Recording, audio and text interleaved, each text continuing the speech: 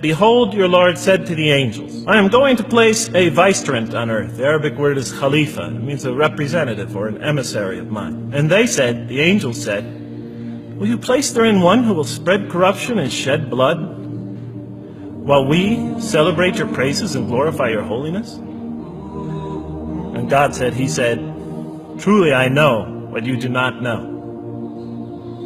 See, that's the verse that hooked me. That's the verse that caught my attention. That's the one that kept on making me read the story again and again and again. Because listen to the way it begins. Behold, your Lord said to the angels, I am going to place a representative of mine on earth, a vicegerent of mine, an emissary, one who acts on my behalf. I thought, that's not the way it goes. You're not supposed to be placing man on the earth in some positive role. You place man on earth as a punishment for his sin.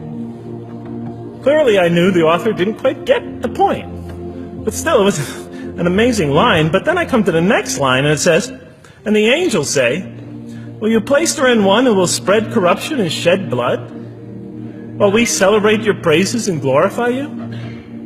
I looked at it again. I couldn't believe the question. I looked at that and I said, exactly. That would be my question. Why would you create this being, supposedly for some positive role, when he's capable of doing tremendous wrongdoing? When he could spread corruption and shed much blood? Why would you create this violent and pernicious creature when you could create angels?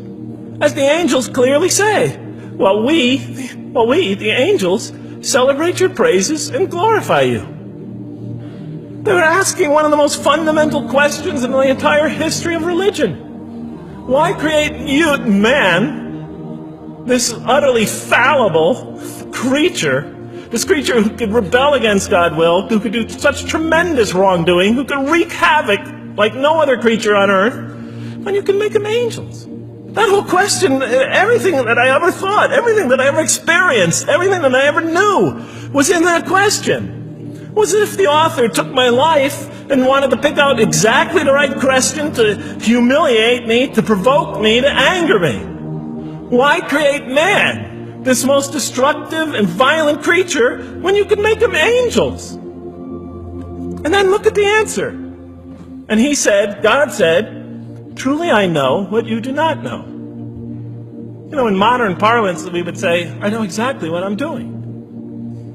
I read that and said, what? You know what you do not know? You know exactly what you're doing? Well, please inform me. Tell me what you're doing. You can't just get off that easy. You can't just tell me you know exactly what you're doing. Not after what I've been through. Not after you made me this way. And then I realized, of course, I was arguing with a God I didn't even believe in.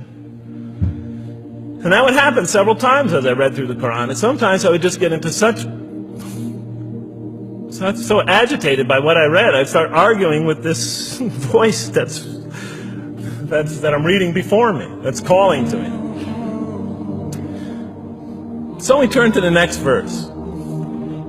It turns out that the Quran just doesn't dismiss the question. It starts to answer it a little bit. And in the next verse it says, and he taught Adam, God taught Adam, the names of all things. And then he placed them before the angels and said, tell me their names if you are right.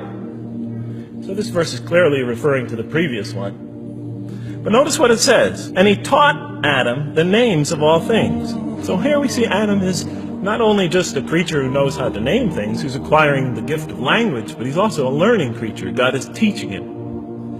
Now right here, right in this verse, and it'll come even clearer in the subsequent verses, that the very first thing that the Quran is going to emphasize here is man's intellect. He is a learning creature.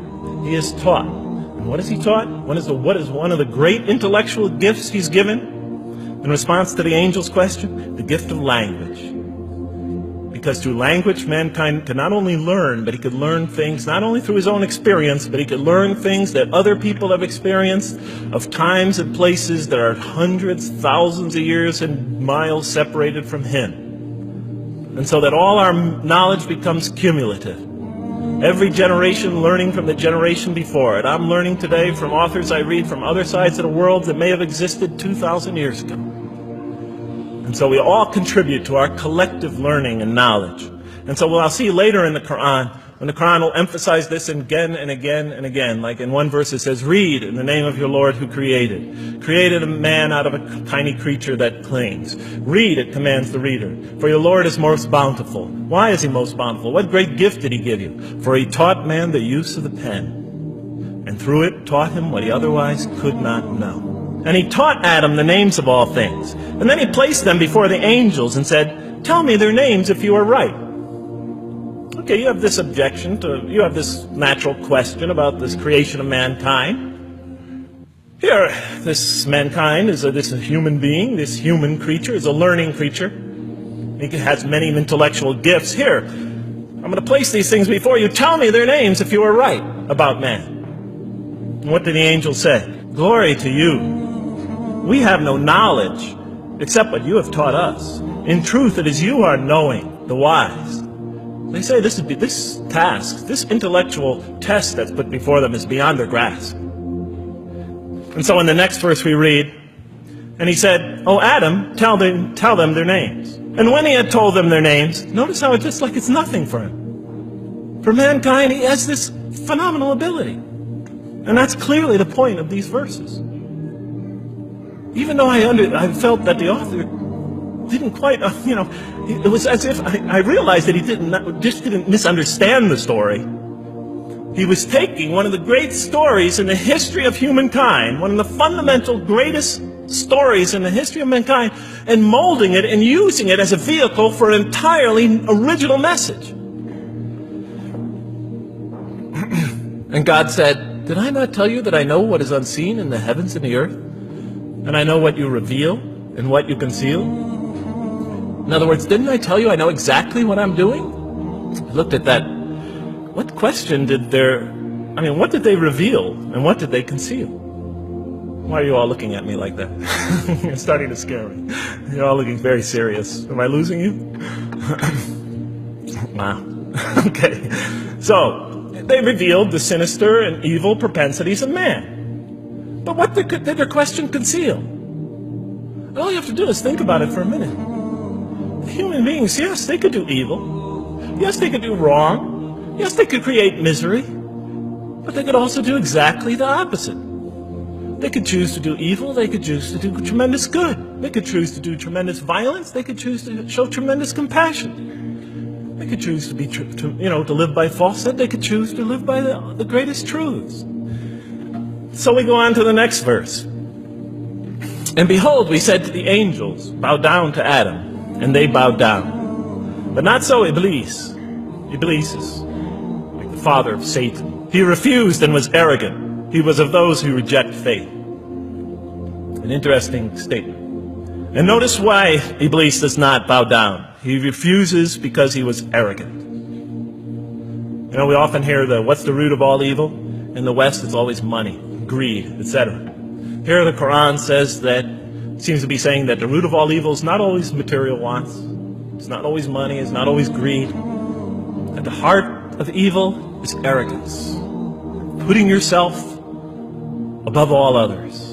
Of assigning to yourself special priority and neglecting the rights of others.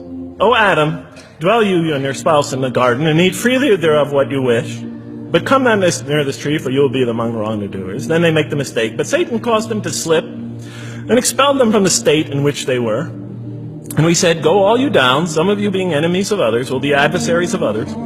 Some of you will be adversaries of each other, and on earth will be your dwelling place and provision for a time.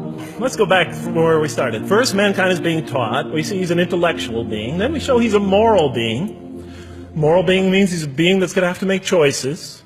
And then God gives him this choice. It's not a huge deal. It's not the gravest sin in the history of humanity by any means. It's minor by any standards. They make it, though. We see that God originally intended to put man on earth as his vicegerent. When does God finally put him on earth? What signals that he's ready to begin? He makes his first independent choice. It's not the worst deed in the history of humanity. It's minor on anybody's scale. But it shows that mankind is ready to act on his own.